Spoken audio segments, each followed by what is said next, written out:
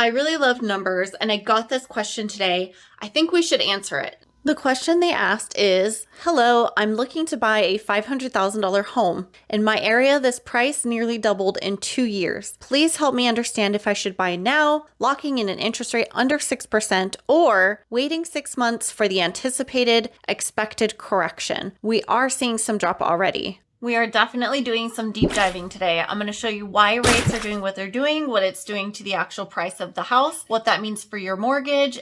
What does it mean? And more. We're starting right now, so let's do this. And I'm going to tell you what I would do if I were looking for a house in today's market. Quick disclaimer that I am not a financial advisor. I am not a tax professional. I'm an accountant and auditor. I just love the numbers. If you have questions regarding real estate and what you should do, you should talk to your own professionals. What to do. So we are seeing interest rates going up. We are seeing prices drop, and that's exactly what it's designed to do. Think of it like a teeter-totter. If you have high mortgages on one side and high interest rates on the other side, nobody's going to be able to qualify to purchase a home, and the entire real estate market would collapse. What is happening right now is we're trying to get to a better balance. So we had a lot of inflation and prices just skyrocketed over the past couple of months. So what's actually happening is the federal government is raising interest rates in an effort to reduce the prices. That's the only way it can work with a teeter-totter, is if the interest rates go up, then the price should start going down to balance it out. And what we're trying to do is we're trying to get back to an evil. We're trying to get back to an even playing field where prices aren't so high, and that's what the interest rates are doing. To answer this question, we're going to do some calculations and actually see what the interest rates are doing to your mortgage, what you should be looking for. Just because the price is dropping doesn't mean that the house is more affordable, and I'm going to show you exactly what I'm talking about. Let's dig in. What I did to make things a little bit easier for us, because we're going to be doing a lot of calculations here, is I took the information from Zillow so that we can compare apples to apples. So you can see it's a 30-year mortgage. It's a 5% interest rate.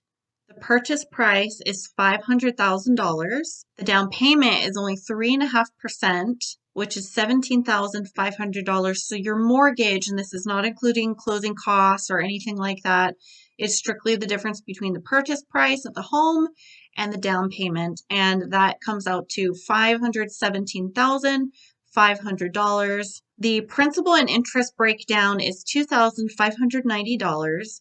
You're going to be paying almost $400 a month in private mortgage insurance or $394. And your property taxes is $208. Trying to widen this here. And your home insurance is $175. So we talked about the total cost of your mortgage, everything you're going to be paying at the end of the month, or the beginning of the month, I should say, is coming out to $3,367. Now, what is going to happen with interest rates? So the federal government is still going to be raising rates. Nobody is exactly sure what that could be. It could be 75 basis points, which means this number would go up. And it's not exactly math equation. It's just a bunch of different factors. But let's just pretend the federal government raised interest rates again, and this went up to 5.5%. Now, what does your mortgage need to be going down to for this number to be the same at 5.5%? And I think this is really going to surprise you. All right, we are back in the Excel spreadsheet, and I want to show you what I mean when I was talking in my intro that just because the price is going down doesn't mean that the home is actually more affordable. And you are going to be so shocked.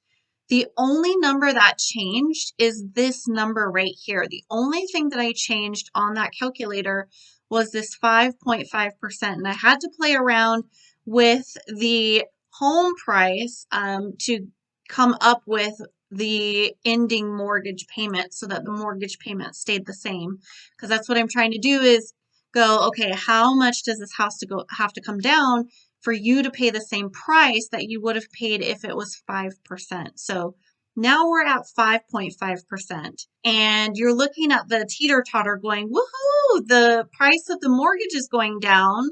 The purchase price, sellers aren't able to ask for as much as they did before. So how much did this actually go down? Let's calculate that right now. So the purchase price had to drop by $21,350 in order for you to be able to qualify for the same loan, because this is what's ultimately what you're getting approved for at the end of the day, is if you can afford to pay this amount with the other expenses that you have, okay? And we'll go into that a little later. So this purchase price went down to $478,650. Your down payment decreased because it's only 3.5%. The percentage never changed. And you only had to pay $16,753 compared to $17,500 before. So on paper, this looks fantastic. I mean, you only have your mortgage subtotal, the mortgage that ends up on your statement that you have to pay off over 30 years, is only $461,987. But look at what happened. What happened? Look at this. At 5%, you only had to pay for principal and interest $2,590. Because this interest rate went up, this mortgage is actually technically more expensive because the amount of interest that you're paying over time is a lot higher than it was at 5%. So now your principal and interest, you have to pay $2,623. Everything else went down again because it's based on these interest rate percentages based on this number here. So we're just sticking with the calculator, but this is what I mean when I said your mortgage might not actually be cheaper. So let's look at the difference between these two and see how much more you're actually paying. You're paying an extra $33. Now, this is not too bad of a deal. It's just $33. It's definitely a more expensive home when you consider the interest that you're paying. I did one more just to kind of give us more information here about what rates do to the mortgage, and just assuming that rates are going to go up again by the end of the year. So I plugged in all the numbers from Zillow, and it's just a calculator. I'm not saying that it's accurate by any means, but I'm just helping us get a ballpark idea of what's going on. So this mortgage went from $500,000 at 5% to $478,650 at 5.5%. So it went down about $21,000, right? That's the difference between the 5% and 5.5% interest rate on this mortgage. And at 6%, it goes down again to $458,700. So let's see what this difference is between the original mortgage and the 6% at the end of the year, because this is today and this is what could potentially be happening by the end of the year. So this house price would have to go down to $458,700, a price decrease of $41,000 in order for you to still be able to qualify for this mortgage. That's what this is all about. So the down payment went down again. We're keeping the same down payment at 3.5%. So this is a FHA mortgage. The mortgage subtotal, so this is what your total mortgage would be over 30 years. You only have to pay $442,000. But look again, your mortgage and your principal and your interest went up again. So let's look at what the difference is between the 6% and the 5%.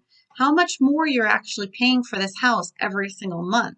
And it's gone up by $64. Now everything else has gone down again. You can see the trends. $394 for private mortgage insurance because it's based on this price. $377, it went down because it's based on the lowered house price here and then dropped to $361. So if you're just looking at this final number, you go, okay, I can still afford this house, if this is in your budget for this example. And this was the person who wanted to purchase the house at $500,000. And what they were thinking is that, should I wait for the prices to go down? Because we're having a sort of correction here. The price is going down, but the interest rate is going up. So you're not actually getting the value for your mortgage that you would get right now at the higher price, because look, you're still paying the same amount over time. The only thing is that your mortgage is actually getting more expensive. And I think a lot of people don't know that. They don't really think about that. All you're doing is looking at the price of the house. But if you don't consider the other side of that teeter-totter, you're missing out, and you might be thinking that the house is actually cheaper when it's actually getting more expensive. And again, these interest rates are just hypothetical. The only one we know of for sure is this 5%, and that is if you qualify at a really good rate and you have a really good credit score. So if I were in the market to buy a home today, would I purchase a home? And my answer is yes, if I could afford it. My answer is also no, if I can't afford it. So how do you know if you can afford a home? Good question. Let's dive into that. Can I afford a home? All of this information looks familiar. So we are trying to qualify today. Our total mortgage is going to be $3,367. So it's the same calculation from the last example. I just copied and pasted it over. And we're going to invent someone named Sally Smart. And she's pretty intelligent. She has a good job. She makes a salary of, let's say, $100,000 a year.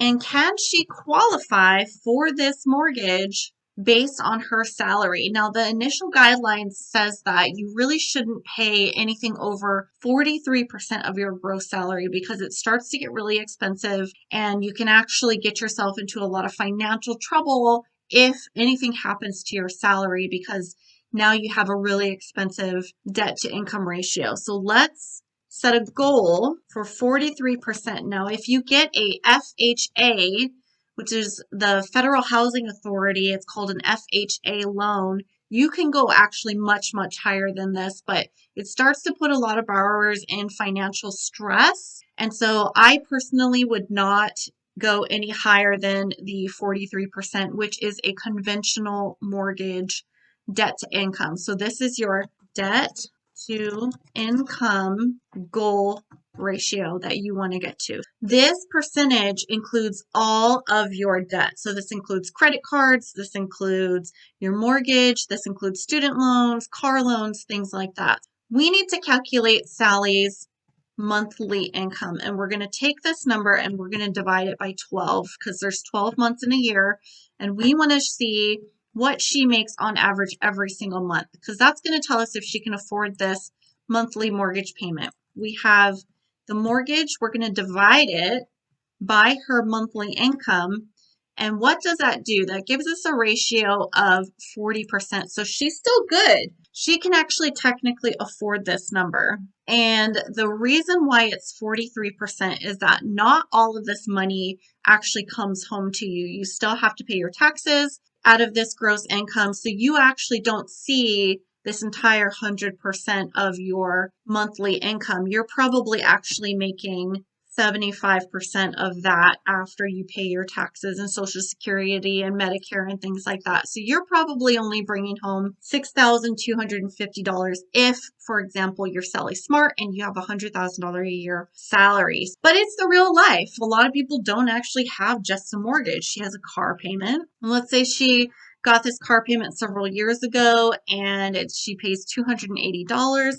She's starting to pay on her student loans and she doesn't have that many. She went to a community college and saved a lot of money there and she didn't have to take on a lot of debt. So this may be a little unrealistic for your expectations, but this is going to give you an idea on what you need to be including in this number to see if you can qualify for this loan. And let's say she has a credit card and she only uses it for an emergency and she had her car break down and now she has to pay $50 minimum every month. And that's the scary thing about this affordability interest rate is that it's only taking the minimums. If you're only paying the minimums on your credit cards, you're going to be paying off these cards for a really, really, really, really, really long time. I would put in a higher amount here because that's going to pay that off so much faster. But we're just going to go with the minimums, because that's how a bank is going to calculate this. So what is her total debt here? We're just going to add all of these up. So she's actually paying $3,802 is what she would have to pay out of her paycheck every month if she could get this mortgage. Now, what does that come to? That's a really high number because I grabbed the wrong number. We want to grab this number here. So she's at 46%. If we grab 43% of her gross, what does her debt need to be at? She needs to be paying minimum or maximum, I should say, $3,583. So she's a little bit over this, and this mortgage is too expensive for her based on this ratio. And like I said, there are programs out there that you can go much, much higher. If you have extra money coming in that's maybe not included in the salary, like let's say if Sally has a side business, but she hasn't been doing it that long, and she's actually bringing in an extra $500 a month, and it's not technically included in her gross pay here, but that could be a qualifier for you, is that you have this extra income. But right now, it looks like this house is too expensive for her. Let's just, for the sake of this example, let's take out the car payment and get her down to a more reasonable payment here. So let's actually put car in, and we're going to say paid in full. So this car is now paid in full. So now she can afford this mortgage. But this is what the bank is going to tell you. The bank is going to tell you, based on your income, you can afford this $500,000 house. But what you need to do is you need to go back to the drawing board. You need to actually calculate this out yourself with the interest rate that you received, because maybe you got a higher interest rate. Maybe you got a lower interest rate. So you need to actually go and calculate this.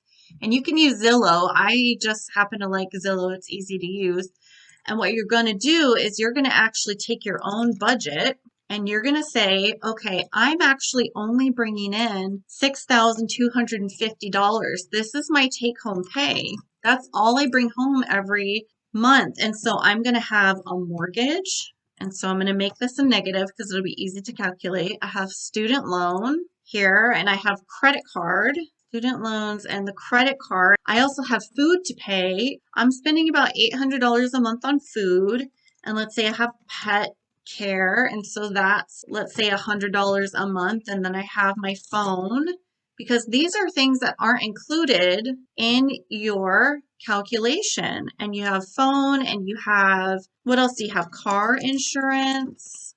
$100 a month, and you have saving goals. You want to save up for something, and you want to save $200 a month, and you have retirement, $200. So let's see what that actually does, because that's actually going to tell us more of the story, and if Sally can continue her lifestyle if she buys this house. So she's actually spending $5,054 every month. All right, so can she still afford this house? So she takes home $6,000.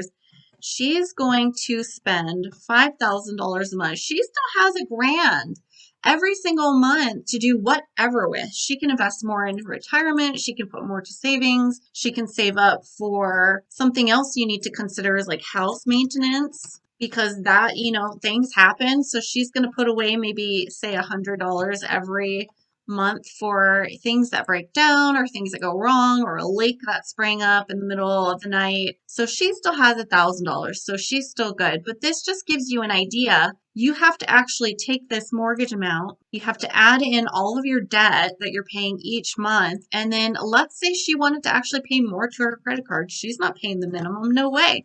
She's Sally Smart. She's actually going to be putting down $150 each month, and she's going to knock that out real quick, so she doesn't have to pay those stupid, ridiculously high interest rates. And she could probably, if she still had her car, but she's not going to have that. She's not going to be able to afford it. So we're just going to leave that out, because that actually is included in this 43% calculation here. She couldn't qualify for, say, a conventional mortgage over 43% if she had the car. So we're going to pay the car off before she even buys the house. Okay. So she's doing fine. So she can afford this, but these are just things that you need to keep in mind, that just because your mortgage lender tells you you can afford something, you need to actually go back and do your own research. And I think that is actually a weakness in our financial system, is that a lot of people aren't financially educated. And that's why I started this channel.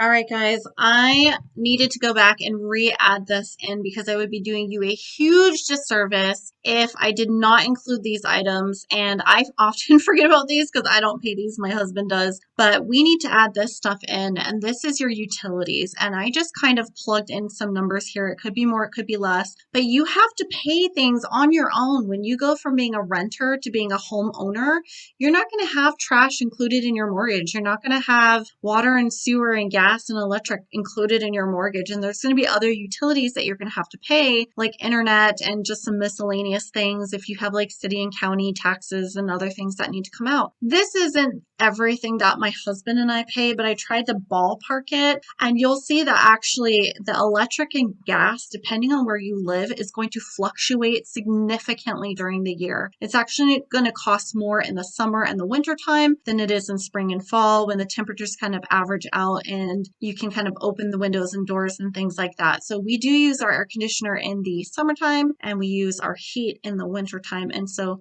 it does get pretty expensive because it's based on demand, but you're going to have trash, and this is probably going to be maybe $20 every month. You're probably going to pay this every quarter, so it'll be $60 for the quarter. But there's water and sewer, and then electric and gas. We talked about this. This is miscellaneous. It's just going to be whatever extra. And then your internet, you're going to have to all pay this. So this is an additional $530 that Sally Smart is going to have to factor in, because it's not just about the mortgage and the interest and the principal.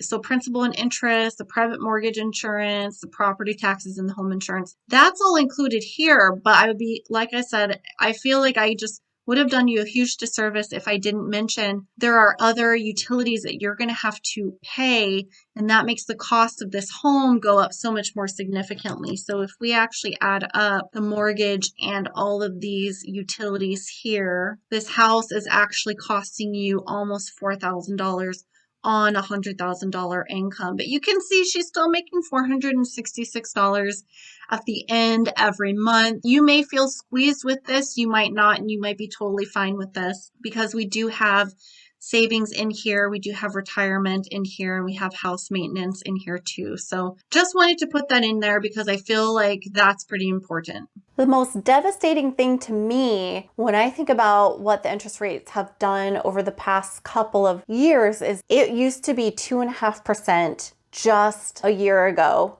Then it went up to 4.5% just a couple months ago at the beginning of 2022.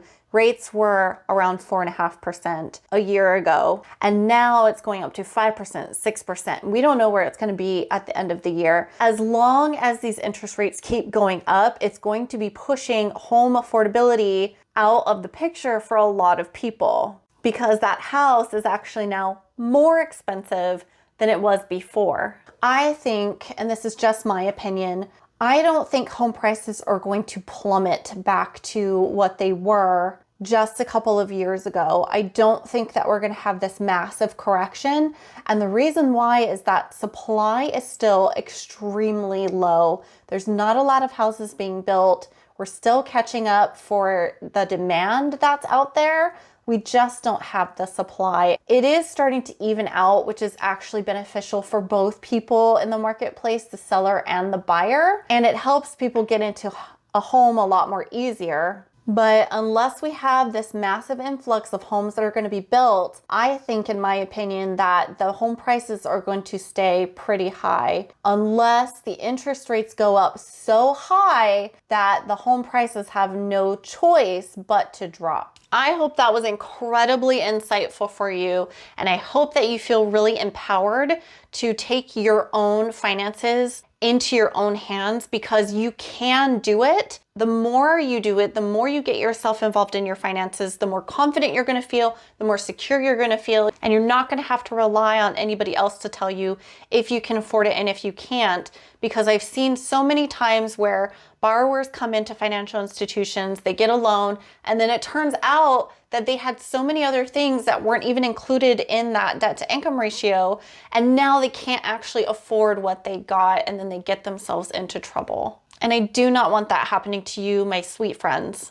Go back and watch this video in any area that you thought was a little confusing, because the more you hear it, the more things are going to start to click and it's going to start to make sense for you. Don't get frustrated. It takes a while to get comfortable with the numbers, but the more you involve yourself in it, you're going to be so much better off. So at the beginning of this video, I kind of hinted that if I were to buy in today's market, if I could afford it, the answer would be yes. If I couldn't afford it, the answer would be no. And for me personally, I would not be able to afford to buy my exact house that I already own in today's market, because not only the interest rates have gone up, but the price of my house has actually gone up in value.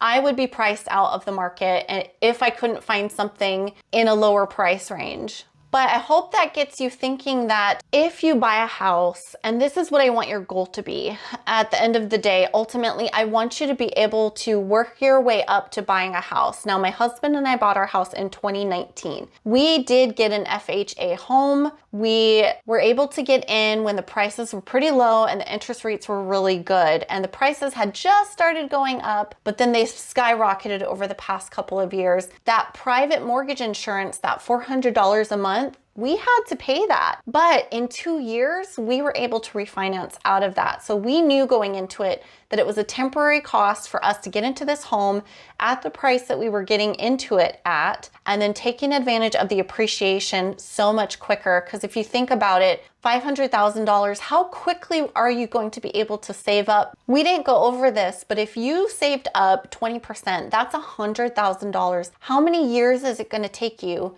to save up $100,000? Now, I know for me, it would take me quite a while to save up $100,000, considering the market that we're in right now and the price of rent tripling, quadrupling in my area has gone up 40% in the past 3 years. I wouldn't even be able to save up for the mortgage that we have today. Don't feel bad and don't feel like a failure if you're only able to put down 3.5%. You've gotten yourself into a home, and if you can afford that extra $400 every month, just know that eventually that house is going to increase in value and you're going to be able to eventually refinance out of it. Now, I don't know what's going to happen with interest rates, and there's no guarantee that you'll be able to refinance in 2 years like we did. Every situation is different, and the market has actually changed a lot since we first bought our house. But that's the whole idea, is that you want to get into a home when you're able to afford it and take advantage of the price appreciation, because that house is going to go up in value every single year, and it's going to drop in some years, but it's going to go right back up. That's just what real estate does. And that's a number one tool that the wealthy use to build their net worth. So the questions I actually want you to be asking yourself is not whether I should buy a house. First question I want you to ask yourself is my job relatively stable? Am I confident that I'm going to be able to keep my job for the next couple of years? Because we are, who knows, possibly going into a deeper recession, and the economy should further be slowing down. But I do not recommend buying a home if you think you're going to lose your job. That's not going to help you out at all. The next question that I want you to ask yourself is, would I qualify for a mortgage? And you can go through and do those calculations yourself. You can take your gross income and divide it by 12 and multiply that by your Zillow calculator of how much you think you can afford. Plug in your expenses, your loans, your debt, and then everything you pay right now to see if you can maintain your same lifestyle. Something else you need to consider when buying a home that I didn't have in my example is that you're also going to have to pay utilities and trash and gas and water, but you're going to have to kind of estimate what you think those expenses are going to be, and they're going to be different, but you're going to have to add that in. And there's so much more that goes into being a homeowner versus being a renter. There's so much more to pay for. The third question that I want you to figure out is, does the mortgage fit my budget? Go through and do that exercise that I showed you. Think of everything that you need to write down. Estimate what your utilities are going to be. Just kind of ballpark it. Give yourself a healthy enough number so that if it's more or less, you're still going to be okay. The fourth thing that I want you to ask yourself is, do I have enough for the down payment? Because you're going to have surprises. It's not just the 3.5% that you have to come up with minimum. You may also have closing costs, and that can be an additional $10,000, $12,000 if you're buying your first home. The fifth question I want you to ask yourself is, are we going to be staying in this house for a long enough time that it makes sense for us to spend this much money on a home, because when you're taking a huge chunk of cash and you're putting it towards an asset, you want to stay in the home long enough so that it can appreciate in value, and you can make that if you decide to sell your home. You can actually make that money back. If you stay in your home for too short of a time period, you may not be there long enough, and you could actually lose money if you decide to sell. And lastly, the question that I want you to ask yourself is, am I ready to be a homeowner? Do I want to be a homeowner? And that's really going to be up to you. So proud of you guys. You made it through all of those calculations. Feel free to watch this video again. If you haven't seen the Millionaire Habits video, I'll link it again up above. Thank you so much for watching. I really appreciate you being here and helping you own your finances and elevate your life. I'll see you next time.